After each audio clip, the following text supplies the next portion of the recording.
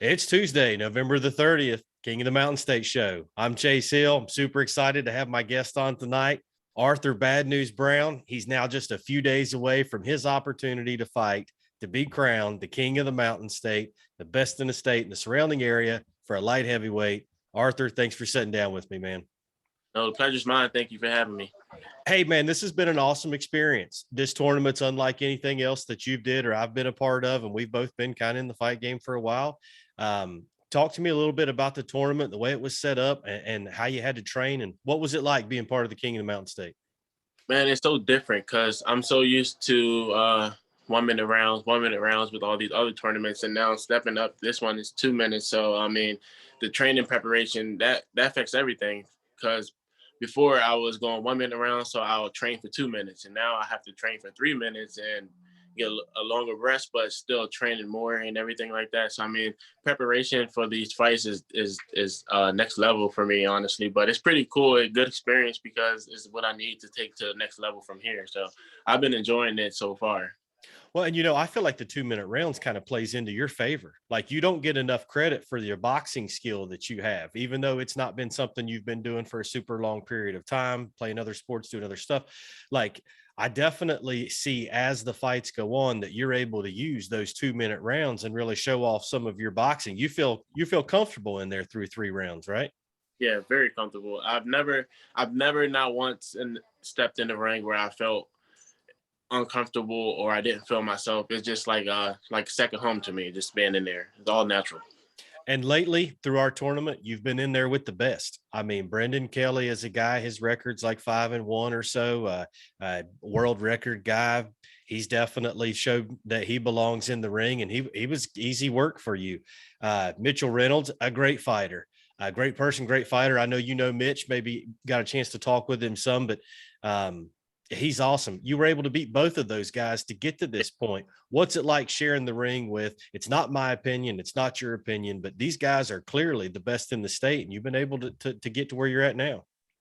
I mean, it just shows where I come from in a lot, in more ways than one, because they're two very different fighters, and I think I was able to execute my game plans in both of the fights. Shout out to both of them, by the way. But yeah, I mean, fighting Brendan and then fighting Mitch was real different for me because one, fighting Brendan, I just came in with better attributes. I had reach, height.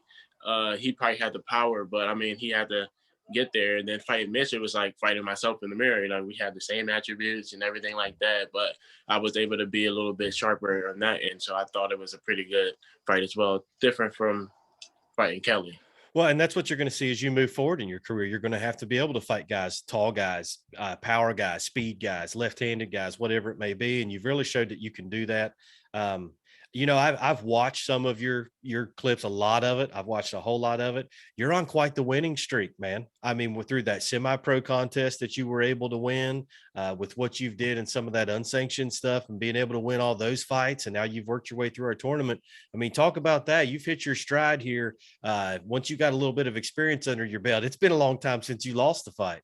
Yeah, man. The last time I lost, let me think. I don't want to get this wrong.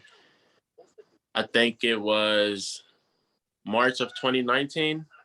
That's a long time. I mean, Yeah. we're talking what, 2.5 years since you've lost a fight. And it's impressive. I knew that the streak was up there. I didn't know how long it was, but that's impressive. Tell me this, we're a few days away, and I not taking anything from any of those other fights that you've had in the past, but there's a lot of eyes on you on this fight. You and I both know this may be your last amateur fight. This is probably the biggest fight that you've had in your career up to this point. It's now just a few days away. How do you go through fight week? How do you prepare? Do you stay on routine? Are you doing things differently because it's coming up? Tell me a little bit about the preparation for Friday night.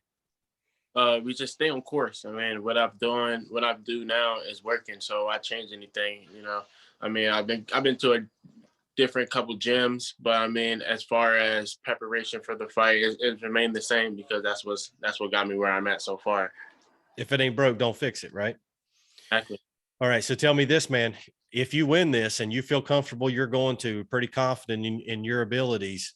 What's it going to be like when they put that belt on you and you're the king of the Mountain State? No, and not just the state of West Virginia, but this whole surrounding area through so many different states. We went and found the best guys we could, that it all comes down to one guy. What's it going to be like if you get that belt? Man, it's gonna be unbelievable, man. Since I've been doing this for a very short time, relatively speaking, about boxing, but it's gonna be unbelievable since I've been doing it for a short time, and I beat the best that you guys can find, and everybody's on my side. The support I've been getting is unreal. Everything, it's just gonna be an unbelievable moment. So let's talk a little bit about the matchup. I mean, Tyler, he's fundamental. He's not going to make many mistakes. I can't imagine a scenario where he makes multiple mistakes. I think, you come into this fight more physically, stronger, faster, I think, than Tyler. Tyler's very fundamental. A lot of people would say boxer and a fighter, but I don't necessarily think that's the case. I've seen you box at a high level. Talk to me. What do you see going into this fight with Tyler? Um, he's hard. First of all, he's hard to find film on. I've tried to look up and down, left, right, and it's hard to find a lot of film on him. But I was able to watch his fight with Keenan that he just had in the fight before, and I expect to be a good boxing match. I just think it determines out who's going to hit harder at the end of the day, or who's going to make the first mistake or last mistake, or something like that. But I think overall it's going to be a very good fight to watch and a good fight to be in for myself. Yeah, for a guy with probably 20 amateur fights, Tyler's really good at hiding his videos, so nobody that's the homework in him, man. He's very fundamental in everything he does. I want to leave you with this as one of the last things. When I promoted the first time around, before I was on the commission, that kind of things, relocated, did some stuff. It had been several years since I had found potential in somebody that I felt like this is the guy to extend a pro contract to and say, hey, I think this is what's next for you. I think that we could get to this kind of level. I see the potential. And you were that guy. I mean, you were the first guy that I sat down and said, you know what, this guy could be a world champion. He's never had anybody really behind him. He's never really had any real next level coaching, gym time. You've been juggling jobs, family. You got a little one on the way, all this kind of stuff going on. The timing is right. We've talked about it. You haven't lost a fight in a long time. It is the next step for you. Talk briefly. Tell me, and I know what's coming after this. I know that that's a goal of yours, to fight as a professional and really accomplish some stuff. Oh yeah, big time, man. I've had a very successful amateur career. I surrounded myself around good people and coaches, and I couldn't thank them enough for what they did for me. But it is time to go to the next level after my last fight, December 3rd, at King of the Mountain State. But yeah, it's time for the next level for me. I'm confident that in my abilities and finding the right coaches and gyms, and I can be a world champion. And then that's a goal. There's nothing stopping me, so why not take that shot? Arthur, the sky is the ceiling for you. I'm very proud of you. Thanks for being a part of our tournament. You fought your way here. You deserve everything that's coming to you.